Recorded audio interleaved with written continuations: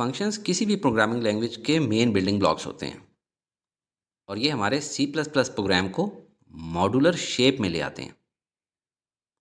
इससे कोई एप्लीकेशन यानी ऐप बनाना बहुत आसान हो जाता है। उसको समझना, उसको एडिट करना, एरर्स को चेक करना वगैरह वगैरह। जैसे अगर मेहंदी के फंक्शन के अंदर कोई मिस्टेक आई हुई है कैलकुलेशन की या किसी किस्म की कोडिंग की, तो हम सिर्फ उसी को बाहर निकालते हैं, उसी के अंदर तब्दीली करते हैं, बाकी सारे प्रोग्राम को नहीं छेड़ते और दोबारा से इस मेहंदी के फंक्शन को अपनी जगह पे पुट इन कर देते हैं। मॉड्यूलर डिज़ाइन की वजह से कोड को एक बार लिखा जाता है और बाद में बार बार रिपीटेडली एग्जीक्यूट किया जा सकता है। मसलन आपने दो नंबर्स को ऐड करना है तो आप ऐड फंक्शन को कॉल करें। कोई और दो नंबर्स को ऐड करना है तो दोबारा से पूरा कोड नहीं लिखना, उसी ऐड फंक्शन को कॉल करें। कॉल कैसे करना है ये आगे चलकर सीखेंगे। Types of functions. C plus plus के फंक्शंस की टू कैटेगरीज या टाइप्स होती हैं। एक को कहते हैं लाइब्रेरी और दूसरे को कहते हैं user defined functions. Library functions को बिल्ट इन फंक्शंस या सिस्टम डिफाइंड फंक्शंस भी कहते हैं और ये प्री डिफाइंड फंक्शंस होते हैं।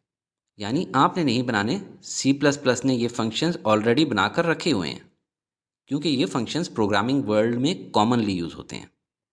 पहले यही समझते हैं। आपने सिर्फ प्री प्रोसेसर डायरेक्टिव्स में मुतल्लिका हेडर फाइल ऐड करनी होती है, जैसे यहाँ पे सी मैथ डॉट हेडर, और फिर मेन फंक्शन के कोड के अंदर उस प्री डिफाइंड फंक्शन को कॉल कर लेना है। इस कोड के नतीजे में स्क्रीन पे सी आउट यानी प्रिंट होगा एंटर अ नंबर।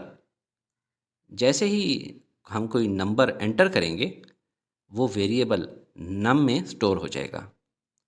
नेक्स्ट वो नंबर इस लाइब्रेरी फंक्शन SQRT में जाएगा और स्क्वायर रूट कैलकुलेट करके आपको इस वेरिएबल में रिटर्न कर दिया जाएगा।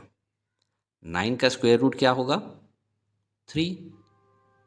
आपको ये सोचने की बिल्कुल ज़रूरत नहीं है कि SQRT नाम के फंक्शन में ये कैसे स्क्वायर रूट कैलकुलेट हुआ है। आपको सिर्फ इसका नाम SQRT पता होना चाहिए। और नेक्स्ट सी आउट स्टेटमेंट के नतीजे में स्क्रीन पे ये लाइन प्रिंट होगी। जो कुछ इन्वर्टेड कॉमर्स में था वो एज इट इज़ प्रिंट हुआ और वेरिएबल्स की जगह उनकी वैल्यूज़ प्रिंट हुई हैं, 9 और 3। इस प्रोग्राम में जो लाइब्रेरी फंक्शन हमने यूज़ किया है वो है SQRT। याद रहे cmath.h। इस हेडर फाइल में तमाम मैथमेटिकल फंक्शंस डिफाइन हुए हुए हैं। अब देखते हैं यूज़र डिफाइंड फंक्शंस। ये सेकंड कैटेगरी ऑफ फंक्शंस है। सी प्लस प्लस यूज़र्स को अलाउ करती है कि वो अपने क्रिएट किए हुए फंक्शंस डिफ़ाइन कर सकें, और इसकी ज़रूरत इसलिए पड़ती है कि अगर बिल्ट इन फंक्शंस में कोई पर्टिकुलर फंक्शन या काम की चीज़ मौजूद ना हो तो यूज़र वो बनाकर बिल्कुल उसी तरह यूज़ कर सके जिस तरह बिल्ट इन फंक्शंस यूज़ होते हैं। सिर्फ थोड़ा सा फ़र्क है, वो समझते हैं, पर ये पिक्चर ज़रा छोटी कर लूँ। हमारे मेन फंक्शन की शक्ल ऐसी होती है और इससे पहले प्री प्रोसेसर डायरेक्टिव्स लिखे होते हैं, पर अब हम बिल्ट इन लाइब्रेरी यूज़ नहीं कर रहे, लिहाजा सी मैथ्स डॉट हेडर को रिमूव कर दें। अब यहाँ हमने अपना फंक्शन डिफ़ाइन करना है, यानी उस फंक्शन का पूरा कोड लिखना है और इस फंक्शन को मेन फंक्शन के अंदर कॉल किया जाएगा। जब प्रोग्राम रन होता है तो सिस्टम सबसे पहले मेन फंक्शन को कॉल करता है, यानी कोड यहाँ से एग्जीक्यूट होना शुरू होता है। जब इस मेन फंक्शन के अंदर यूज़र डिफाइंड फंक्शन को बाय नेम कॉल किया जाता है तो कंपाइलर उस फंक्शन की तरफ मूव कर जाता है और उसमें मौजूद तमाम कोड को एग्जीक्यूट करता है। कंप्लीट होने के बाद कंट्रोल दोबारा से मेन फंक्शन में उस जगह जाता है जो कॉल किए गए फंक्शन के बाद है। अब यूज़र डिफाइंड फंक्शन का सिंटैक्स समझ लें। रिटर्न टाइप का मतलब होता है कि ये फंक्शन रन होने के बाद एंड में क्या चीज़ मेन फंक्शन को रिटर्न करेगा।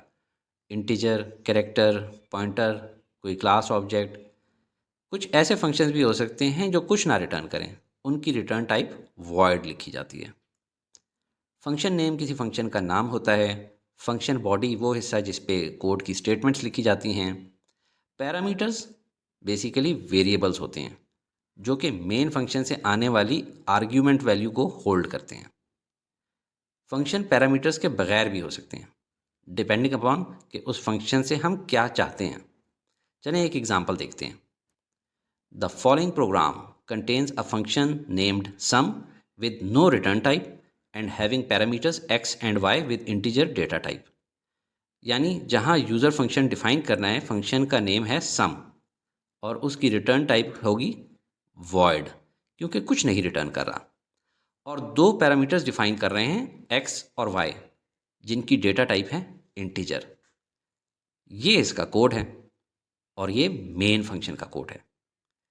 यहाँ पे आप एक चीज़ देख लें कि मेन फंक्शन से पहले कोड में यूज़र डिफाइंड फंक्शन लिखा हुआ है, यानी जब कंपाइलर प्रोग्राम को रन करेगा तो वो ऊपर से नीचे कोड पढ़ता हुआ आ रहा है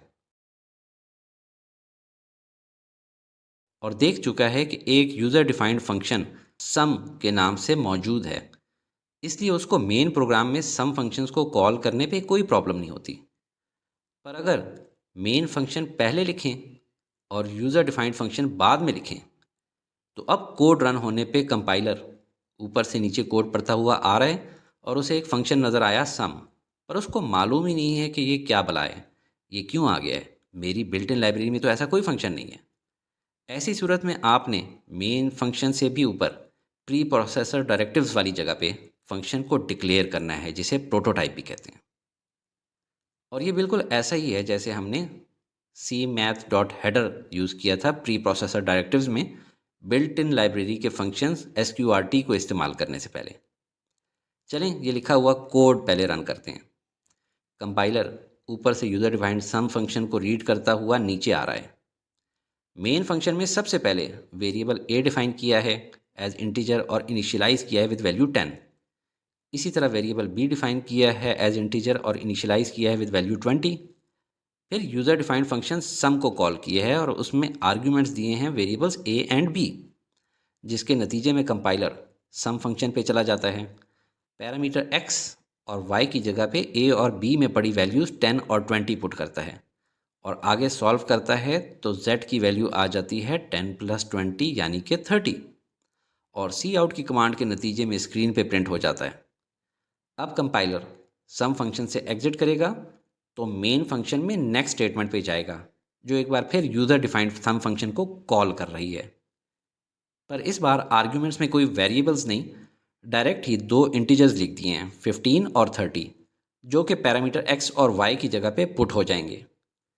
आगे सॉल्व करने से z की वैल्यू आ जाती है 15 + 30 यानी कि 45, और सी आउट की कमांड के नतीजे में स्क्रीन पे प्रिंट हो जाता है।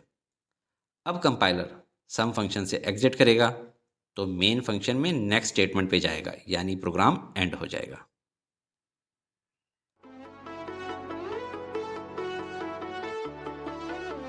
Study with me, a learning experience.